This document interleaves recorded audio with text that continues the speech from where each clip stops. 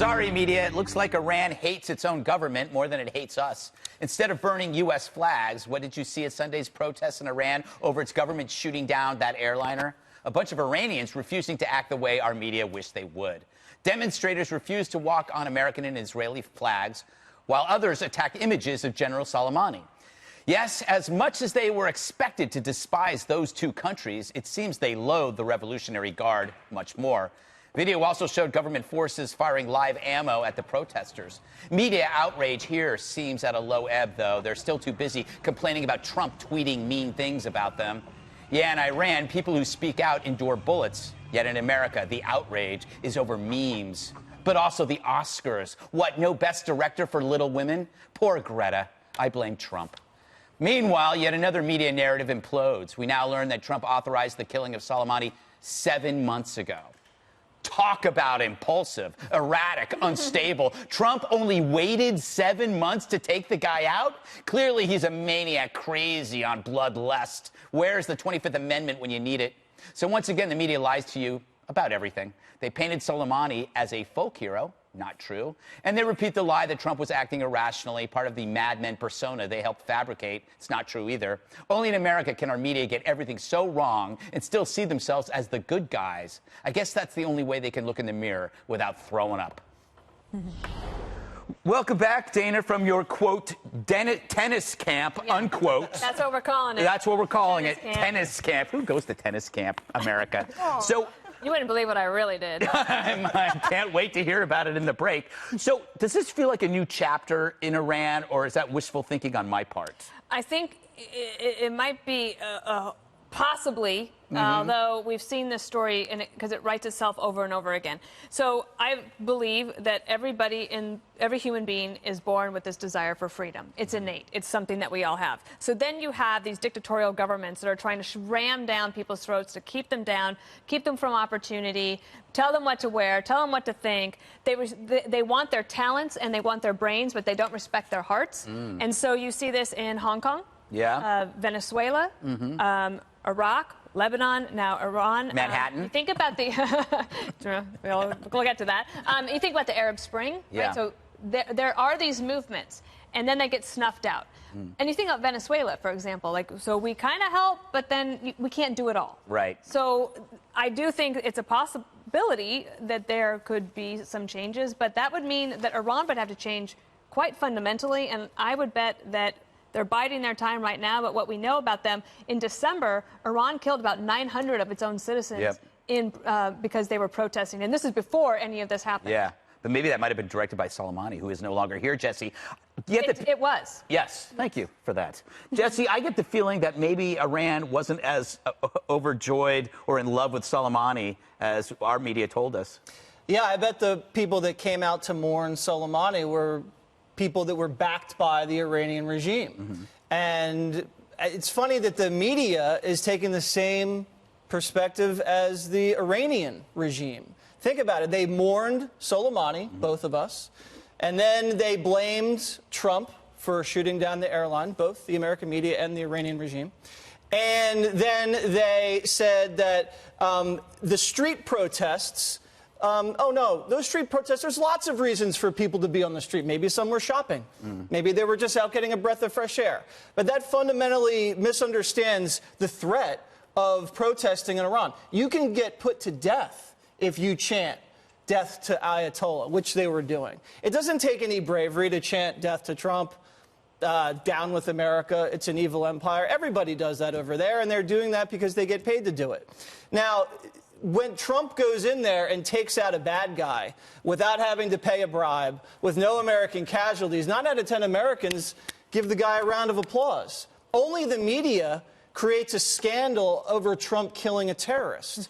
How many terrorists did Barack Obama take out in the Taliban? How many generals in Libya, across the Middle East? He didn't have his guys go on the Sunday shows the next weekend telling the media, oh, here is the documentary evidence that he had, that he was planning an imminent attack.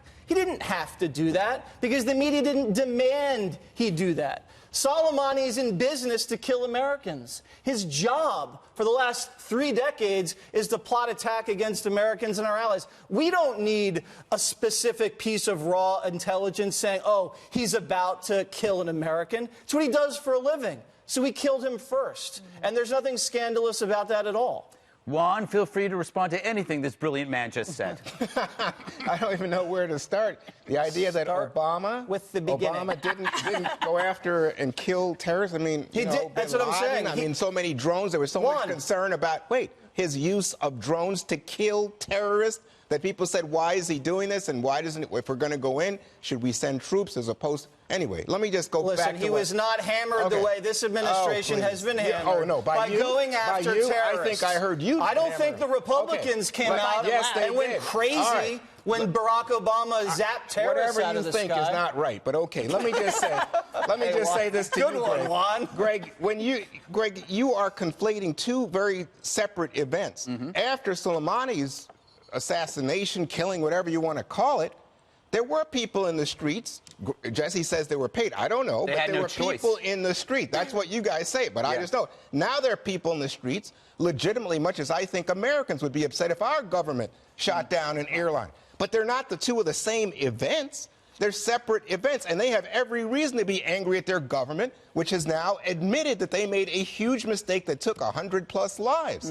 I wasn't conflating. Okay, I think you were saying, they're in the streets now. They're in the streets. They must not. He's saying they hate their government more than they hate Trump. That's not true. Yes, I don't know how you know that's true. Juan, you go live in Iran. No, here's the other part of this. The idea that somehow Democrats are to be, as Trump was today, putting Schumer and Pelosi in this picture with the Arab hairdress and the Iranian flag. Retweeted the meme. This is a vile thing that somehow Democrats don't go after terrorists or hate on people like Soleimani. Every Democrat has made a clear statement. Soleimani was a bad guy. And then finally, that NBC then says, oh, yes, 7 months ago, he gave the authorization. If you have a shot, okay. So then Trump comes out and says, what difference does it make if I had information about an imminent attack? The defense secretary says, I never saw any evidence of any imminent attack. Trump says to Laura Ingraham, oh, there were 4 embassies. This guy's making stuff up, and you guys are just running around like, oh, anything he does is just fine. Number one, we do realize you're only allowed to say imminent when you're talking about climate change, right? That's the only Democrats can use the word imminent, and it has to do with global warming, okay? Emily, I want to get you in here. I honestly think that what we're seeing right now is the real Iran. And it's a door is opening for actually some new dialogue that had been obstructed by the guy who's now dead, Soleimani. Yes, I agree. And I want to speak to just the perspective of the left and the mainstream media on these protests, because the protests became inconvenient for the left and inconvenient for our media, because up until then, the Iranians were used as a tool for both of those entities when it was an anti-Trump vehicle for them. They were able to further that message.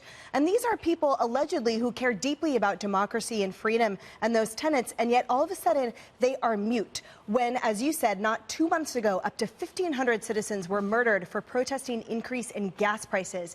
These protesters are out there literally risking their lives because they are saying death to the supreme leader, and they are saying specifically Trump is not the problem, Soleimani is, the Iranian government is. They are literally blowing open the sham and the bullying to let that light in, and there have been crickets from both the left and the mainstream media. Final point, the foreign threat and the regime and the terror state that Iran is, that is a bipartisan threat. And the most dangerous thing we can all do to ourselves, because believe me, we all bleed the same, is to politicize this. So I really hope that the left gets in gear and starts viewing this from an American perspective rather than an anti-Trump perspective. All right.